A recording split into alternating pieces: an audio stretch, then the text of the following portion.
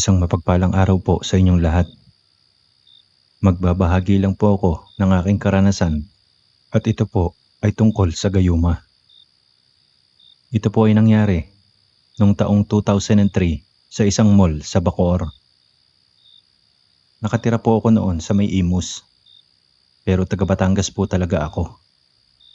Napadpad lang po ako dyan kasi tumigil po ako sa aking pag-aaral nung ako ay college. Medyo kapos kasi kami ng pera noon, tito. Kaya nag-decide ang aking magulang na patapusin muna ang aking ate noon. Nakiusap na lang ako sa tita ko dyan sa May Imus na kung pwede ay makikitira muna ako sa kanya at para din makahanap ako ng trabaho. At sa 2 linggo kong pag-a-apply noon ay natanggap naman ako sa mall. Doon ko po nakilala si Annalisa at siya po ay isang sales lady ng isang beauty product sa loob ng mall. Nag-umpisa kaming magkakilala kasi lagi ko siyang nakakasabay pumasok sa trabaho. Iisang way lang kasi ang dadaanan ng mga empleyado ng mall tuwing may papasok ng opening at madalas noon ay 9:00 ng umaga. Palagi siyang nakangiti sa tuwing kami ay magkakatinginan ni Ana, kaya madali din gumaan ang loob ko sa kanya. Di naman po siya maganda at lalong di naman siya pangit. Saktuhan lang ba tito ang kanyang itsura? At di po nagtagal ay medyo naging close kami kaya nagkabigayan kami ng cellphone number noon. Pero di ko naman siya tinuturing na kaibigan kahit madalas siya nangangamusta sa text. Para bang malapit na kakilala ko lang siya o pamilyar na empleyado sa isang mall. Tsaka gano'n naman talaga ang turingan namin dito. Halos lahat ay magkakakilala kasi araw-araw na kaming nakikita mula opening hanggang closing ng mall. Nagsimula po ang kanyang panggagayuma sa akin nang minsan na ako ay nakatambay sa isang laruan ng arcade sa mall. At sa pagkakatanda ko po ay sa bandang 3rd floor po iyon. At habang ako ay nanonood ng mga naglalaro, para bang binugahan niya ako ng hangin sa may tenga ko. At kasabay noon ay tinapik niya ako sa aking balikat. Si Ana pala iyon na nakabreak din sa mga oras na iyon. Nang humarap ako sa kanya ay may kakaiba sa kanya, tito.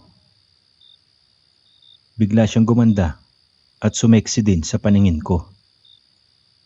At pagkatapos noon ay bigla niyang hinawakan ang aking kamay at sinabi kung pwede daw ba kami tumambay pagkatapos ng duty namin mamayang gabi.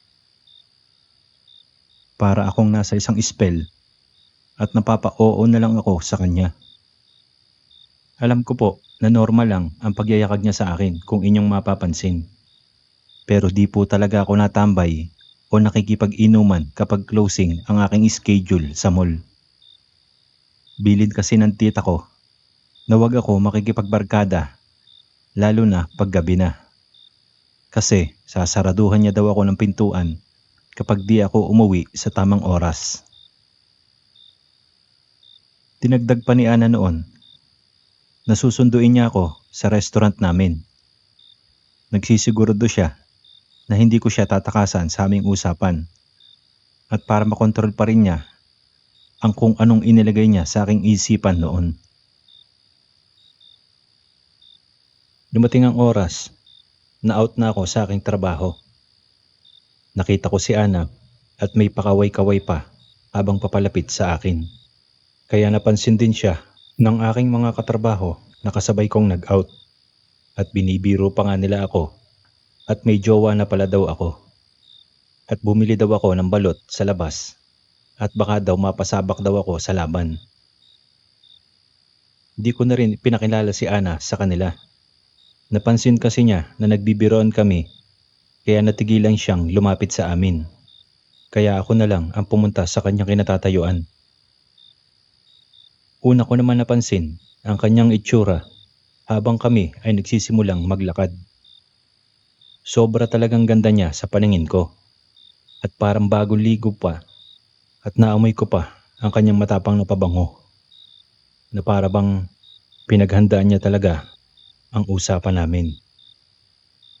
Habang kami ay nasa labas na, ay tinapik niya ang aking balikat at sinabi niya na hindi daw ba kami magwi-withdraw. Dagdag pa niya noon na may sweldo na daw kaya itry ko raw sa ATM na nakahilera sa labas ng mall.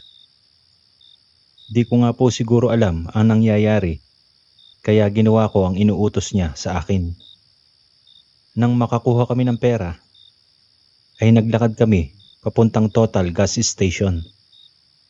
Doon lang yon sa may ibaba ng mall at sa parting panapaan ng Bacoor. At nang kami ay makarating na doon, ay umorder kami ng beer at mga chichirya para sa aming pulutan. At sa pag-uwi ko po ng bahay, ay doon ko napagtagpi-tagpi ang lahat ng nangyari. Naging sunod-sunuran pala ako sa kanyang mga inuutos sa akin. At yung sweldo ko na halagang 7,000 na aking winidraw ay 3,000 na lang ang natira. Di ko naman magawang tanungin si Ana sa mga nangyari kasi kusa naman akong sumama sa kanya at baka mabaligtad pa kung magagalit ako sa kanya. Nagawa ko rin siya i-text at tawagan para sa ilang katanungan ko. Pero pinapatayan niya ako ng cellphone nung gabing yun.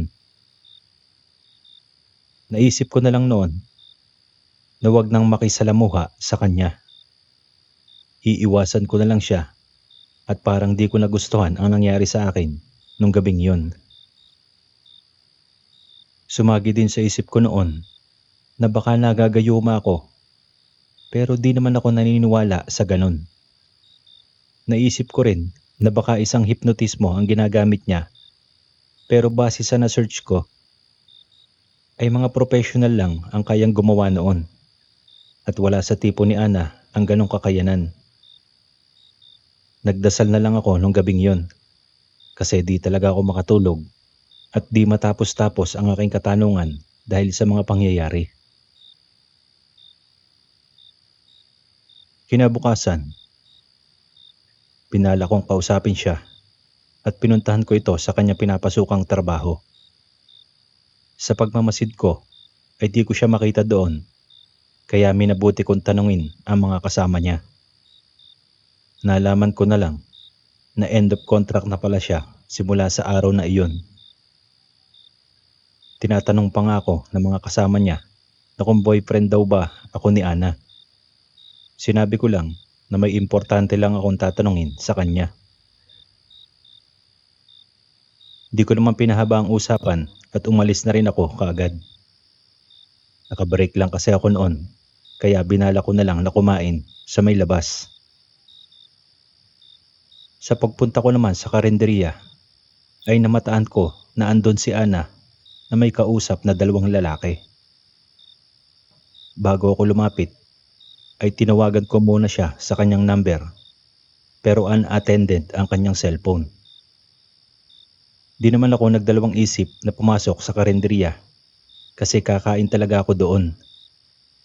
Kaya nagmadali akong umorder para makaupo sa bakanting upuan na katapat niya. Sinesenyasan ko siya noon pero nagulat talaga ako sa inasal niya na kahit nakikita niya ako ay dinededma niya lang ang aking presensya noon na parang hindi niya ako kilala. Hinayaan ko na lang kung ganon ang pinapakita niya at di ko na siya iistorbohin sa mga kausap niya. Okay na rin yun, at least maiwasan ko na siya. At yung nangyari sa akin ay problema ko na lang yun sa sarili ko. Nangyari na ang nangyari kaya di ko na papalakihin pa. At yun na lang ang naisip ko habang papaalis ako ng karinderya matapos kumain. Dumaan ang 1 buwan at araw ng sweldo ko noon. Nag-out ako ng bandang 4:00 ng hapon at bala kong umuwi na at doon ako magwi-withdraw sa Imus. May pinabibili kasi sa akin si tita noon kasi birthday niya bukas. Tsaka may lalabhan pa akong uunahin. Kaya gusto ko munang makauwi ng bahay. Nakita kong muli si Ana sa labas ng resto namin na parang sinasadya niya na ako ay abangan. Iniwasan ko siya at nagmandali akong naglakad. At tinatawag niya ako sa aking pangalan mula sa aking likuran. Hindi ko naman siya nililingon at naabutan niya ako sa aking paglalakad. Tinapik niya muli ang aking balikat at doon ay bigla ako napatigil. At pagharap ko sa kanya ay nakangiti pa ito at may sinabi sa akin. Suplado na daw ang kanyang my loves. At bago pa man ako nakapag-isip, ay nakontrol na naman niya ang aking pag-iisip. Iba na naman ang tingin ko sa kanya. Napakaganda niya noon na parang walang lalaki ang hindi makikipag-usap sa kanya. Nag-iba rin ang kanyang katawan at sumeksi siyang muli at bagay na bagay sa short sleeve na damit at fit niyang pantalon. At sa ikalawang pagkakataon ay naalala ko na lang ang lahat nung makauwi na ako sa bahay. Sa pagkakaalala ko ay nakapag-withdraw na naman kami ng pera ko at nag-check-in kami sa May Mariche Hotel. Alam kong pamilyar sa inyo ang hotel na sinasabi ko kasi ito ay sa may labas lang ng mall. At pagkatapos noon ay dumiretso pa kami ng Robinson Imus para kumain sa may Pizza Hut sa may ground floor. At kalaunan, natirhan lang ako ng 1,500 sa pera ko. Alam ko po na medyo katangahan ko na ang nangyayari, pero sa puntong iyon ay naniniwala na ako sa gayuma. Sobrang lakas ng kanyang karunungan para makapanloko siya ng tao. Ako na po ang nagsasabi na di ka makakahindi sa kanyang ipapagawa sa iyo. Kaya hanggang tulala na lang ang inabot ko pagkatapos noon. Ayoko naman sabihin kay tita ang nangyari at gusto kong maresolba iyon ng sarili kong diskarte. Makaraan ng 1 linggo, napatawag ang nanay ko at kung maaari daw ay umuwi muna ako ng Batangas. Namatay na kasi ang pinsan namin, kaya batid niyang sumilip muna ako sa burol kahit papaano. Nagpaalam naman ako sa aking manager at humingi ako ng 1 absent at idinikit niya na rin sa aking day off. Naunawaan naman nila at pinayagan ako sa aking request. Dumating ako ng Batangas at tumuloy ako sa burol ng aking pinsan. Doon ay nakita ko ang malapit kong kaibigan na si Eddie. Hindi ako nag-atubili na sabihin sa kanya ang aking problema. Malinaw daw na gayuma ang ginamit sa akin. Kaya sinamahan niya ako sa kilalang albularyo para makahingi ng pangontra. Doon ay dinasalan niya ako at tinapalan ng papel na puti na parang pambalot sa sigarilyo. Nagbigay din ito ng 1 salita na ibubulong ko sa aking palad at itatapik ko ito sa taong nagbigay sa akin ng gayuma. Madali ko naman natandaan ang turo niya at umaasa ako na maging mabisa ito kasi hindi ko napapalampasin ang porwisyong ginagawa ni Ana sa akin. Kinabukasan ay nagplano na akong umuwi ng Imus at nung mga oras na ako'y nabiyahe na sakay ng bus ay saktong tumawag si Ana sa akin. Gusto niya daw na makita ako nung araw na iyon. Umuo na lang ako sa kanya at sinabi kong excited ako na makita siya. Babes pa nga ang tawag ko sa kanya para di magbago ang plano naming magkita. Napagpasyahan namin na magkita sa Robinson Imus at bilin ko sa kanya na huwag niya papatayin ang cellphone para malaman niya na malapit na ako. At eto na nga po. Matapos kong bumaba ng bus, ay doon ako dumaan sa may Maxis restaurant na entrance. Di ako dumaan sa may harapan ng mall para di niya ako makita. At mula sa taas ay nakita ko siyang nakaupo doon sa may coffee shop at nakatingin sa main entrance ng Robinson. Kaya hindi na ako nag-aksaya ng oras. Kaya dahan-dahan ko siyang nilapitan mula sa likod at inihanda ko na ang bulong na itinuro sa akin ng albularyo. Tinapik ko na agad siya sa may balikat at nagulat din naman siya sa ginawa ko. At sa mga oras na yon, alam kong may binabalak na naman siya, kaya bigla niyang hinawakan ang aking kamay. Pagkatapos ay inutusan niya akong bumili ng sandwich para match daw sa kanyang kape. At sa unang pagkakataon ay gumana ang sarili kong desisyon. Nakontra ko ang kanyang gayuma na ginamit sa akin. At sinabi ko pa sa kanya na siya muna ang gumastos kasi nagamit na namin ang pera ko. At dinagdag ko pa sa kanya na ilibre niya ako ng merienda kasi gutom na rin ako ng mga sandaling yun. Hindi naman siya tumanggi, pero baka sa kanyang muka ang pagkagulat at takot. Iniisip niya siguro na baka prangkahin ko siya sa kanyang ginawa sa akin.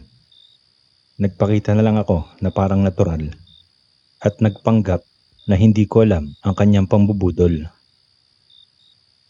Habang sa kalaghatian ng aming pagkain sa isang resto, ay biglang nag-iba ang ihip ng hangin. Nagpaalam siya na may pupuntahan daw siya sandali at nagrason na pupunta ng SM para may kuhanin na pera sa dati niyang katrabaho. Dagdag pa niya na babalik din siya kaagad at wag daw akong umalis ng Robinson Imus. Pumayag naman ako at tumayo siya at nagmamadaling umalis. Pagkaraan ng 20 minutes, tinawagan ko siya at doon ay pinatayan niya ako ng kanyang cellphone. Ini-expect ko naman na gagawin niya iyon kasi nga isa siyang budol na tao. At pagkatapos noon, ay di na muli siyang nagpakita sa akin. Naiisip ko noon na ilan kaya ang nabiktima niya sa kanyang gawain. Mabuti at sa akin niya lang nagawa iyon at di sa ibang tao na masama akong bumawi sa mga katulad niya. Sana ay magawan mo ng video ito, Tito Crips. At sana ay mapanood mo ito, Ana. Magbago ka po sa iyong pinaggagawa. Baka ikapahamak mo pa yan sa pagdating ng panahon. Kung pera ang kailangan mo, ay pwede namang lumaban ng patas. Di nagiging advantage ang may pangontra. Kaya sana, sa panahong kasalukuyan na ito, ay hangad ko pa din ang maganda mong bukas. Manalig ka lang sa Diyos at sa iyong kakayanan. At kailanman ay di nagiging masama ang gumawa ng kabutihan sa kapwa. Hanggang dito na lang ang kwento ko at sana maging successful ka sa iyong paggawa ng mga ganitong video. Hanggang sa muli po at paalam na po sa inyong lahat. Kung nagustuhan niyo po ang video ko, ay mag-comment lang po kayo sa baba. Kung kayo po ay may ganitong kwento, ay maaari niyong isend sa aking email at para may share ko sa channel. Huwag niyo pong kalimutan mag-subscribe at hit niyo po ang notification bell para updated ka sa susunod kong upload. At ako po si Tito Crips nyo na nagpapasalamat sa inyong panonood. Hanggang sa muli po.